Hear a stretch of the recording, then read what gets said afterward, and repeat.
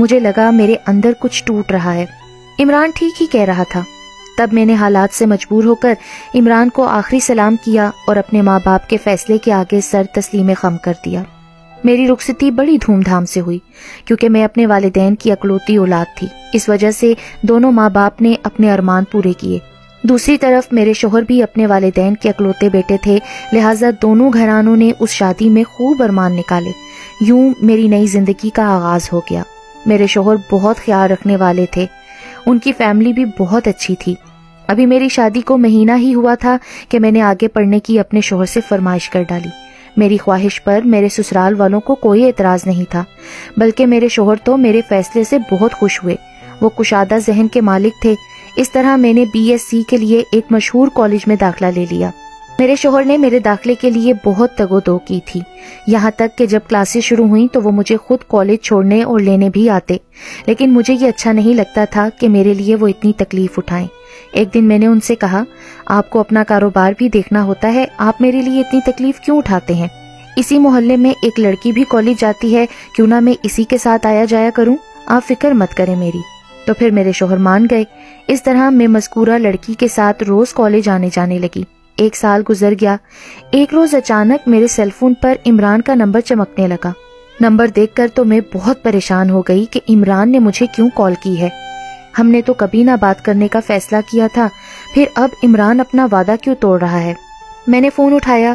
کیا ہوا عمران، فون کیوں کیا؟ خیریت تو ہے نا؟ تمہاری بہت یاد آ رہی تھی جان، مجھ سے رہا نہ گیا تو فون کر لیا۔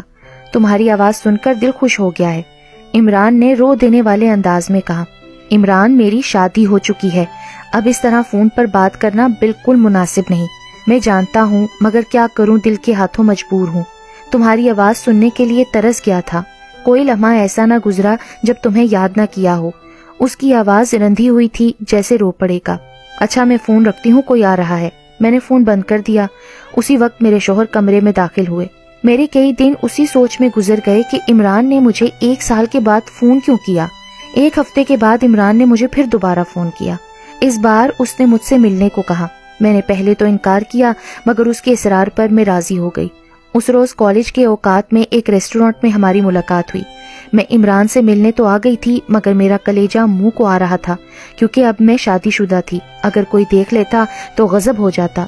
دل بہت گھبرا رہا تھا، مگر جانے عمران کی باتوں میں ایسا کیا تھا کہ میں اس سے ملنے چلی آئی تھی۔ نادیہ، میں جانتا ہوں کہ اب تمہاری شادی ہو گئی ہے، مگر ایک سچ یہ بھی ہے کہ میں تمہیں بھلا نہ سکا۔ تم میری نظر سے دور سے ہی، لیکن دل سے قریب ہو۔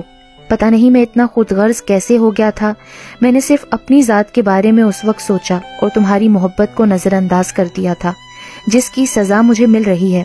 میرے والد کو اچانک دل کا دورہ پڑ گیا اور وہ انتقال کر گئے۔ ہمارے مالی حالات خراب ہو گئے۔ میں نے ٹیوشن پڑھا کر اپنا تعلیمی سلسلہ جاری تو رکھا ہوا ہے، مگر ڈاکٹر بننے کا خواب ٹوٹ گیا۔ جس وجہ سے میں نے تمہیں شادی کہیں اور کرنے کو کہا تھا، وہ تو وجہ ہی ختم ہو گئی۔ میں اندر سے ٹوٹ گیا ہوں اب، مگر تمہاری یاد دل میں بسی ہوئی ہے۔ نادیہ، تم نے میرے کہنے پر ہی تو شادی کی تھی، پلیز میری خاطر واپس آ جاؤ۔ وہ بندھن کس کام کا جو زبردستی کا ہو؟ اور تمہارا یہاں آنا اس بات کا ثبوت ہے کہ تم بھی آج تک مجھ سے محبت کرتی ہو۔ میں عمران کی باتیں سنتی رہی، تاہم بولی کچھ نہیں۔ اس کی باتوں سے مجھے گھبراہٹ ہونے لگی تو میں وہاں سے اٹھ گئی۔ میں تمہارے جواب کا انتظار کروں گا نادیہ، اس نے کہا، اور پھر میں گھر آ گئی۔ سارا دن عمران کی باتوں پر میں غور کرتی رہی۔ مجھ سے کھانا بھی نہ کھایا گیا۔ اس بارے میں جتنا سوچتی اتنا ہی الجھتی۔ میرا سر درد کرنے لگا اور شام تک مجھے بخار چڑھ گیا، پورا بدن جلنے لگا۔ میرے شوہر آئے تو وہ گھبرا گئے۔ انہوں نے فوراً ڈاکٹر کو بلوایا۔ ڈاکٹر نے چیک اپ کیا اور دوائیاں لکھیں۔ میں نے دوائی لی اور سو گئی۔ اگلے روز عمران کا فون آیا۔ گھبراتے ہوئے میں نے فون اٹھایا۔ ہاں نادیہ، تم نے کیا سوچا؟ تم جلد سے جلد طلاق لو اور میرے پاس آ جاؤ۔ عمران، میری طبیعت خراب ہے، بہت تیز بخار ہے، میں نے آہستگی سے کہا، مگر عمران میری بات کو نظر انداز کر کے اپنی ہی کہہ رہا تھا۔ اچانک لائن کٹ گئی۔ 3 روز تک مجھے بخار چڑھتا اترتا رہا۔ مجھے ملیریا ہو گیا تھا۔ اسی دوران میرے شوہر نے میرا بہت خیال رکھا، مجھے خود دوائی دیتے، میرے لیے دودھ لے کر آتے، میری ہر طرح خدمت کی۔ 1 ہفتے میں صحت یاب ہو گئی۔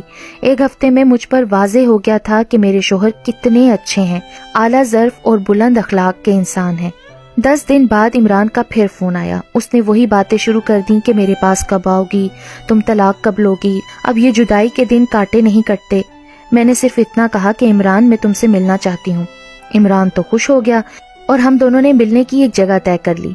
अगले रोज इमरान और मैं एक पार्क में मिले। इमरान मुझे देखकर मुस्कुराने लगा। इमरान, आज मैं बोलूंगी और तुम सुनोगे।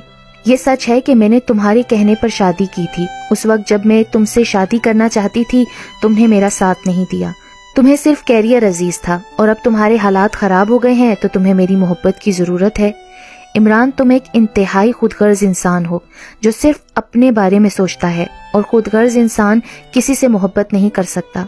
जब तुम्हारे बरक्स मेरे शोहर ने मेरा खूब ख्याल रखा, उन्होंने मेरी ख्वाहिश को पूरा किया, मेरी तबीयत खराब होने पर दिलो जान से मेरी खिदमत की। तुमने मेरे लिए क्या किया? इमरान, आज के बाद मुझे फोन करने की कोशिश ना करना और न ही कहीं मुझे मिलने का कहना।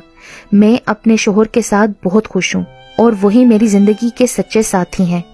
इमरान तो मुझे हैरत से देखता रह गया। उसके पास बोलने को कुछ ना था। फिर मैंने इमरान को हमेशा के लिए अपने दिलो दिमाग से निकाल दिया। आज मैं अपने शोहर और 2 बेटों के साथ खुशगवार इज़्दिवाजी जिंदगी गुजार रही हूँ।